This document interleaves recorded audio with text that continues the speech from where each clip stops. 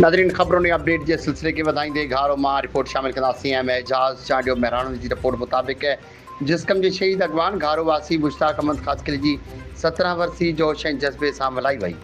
संदसि मज़ार मकली ते जीए सिंध के मुख़्तलिफ़ दड़नि हाज़िरी भरे गुलनि जूं चादरूं चाढ़े दुआ घुरी आहे।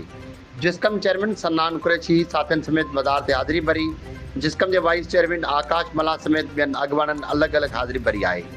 जॾहिं त जीएस सिंध के धड़नि जीएस सिंध के तहरीक के मरकज़ी जनरल सेक्रेटरी रावल करनानी साथियुनि सां गॾु जिस्कम शहीद बशीर कुरैशी ग्रुप के डॉक्टर नियाज़ कलाणी आसिफ बालादी पुनल सारियो ऐं ॿियनि मज़ार ते हाज़िरी भरे गुलनि जूं चादरूं चाढ़ियूं आहिनि। जीएस सिंध क़ौमी मुआज़ पार्टी के चेयरमैन नवाज़ खान ज़हूर साथियुनि सां गॾिजी मज़ार ते हाज़िरी भरी शहीद मुश्ताक ख़ासकली के आबाणे शहर घारो ऐं जिस्कम तरफ़ां वरसी जी जलसे के प्रोग्राम पिणु कयो वियो, जंहिंजी सदारत जिस्कम सरबराह सनान कुरैशी डॉक्टर सरवर खुश्क कई आहे।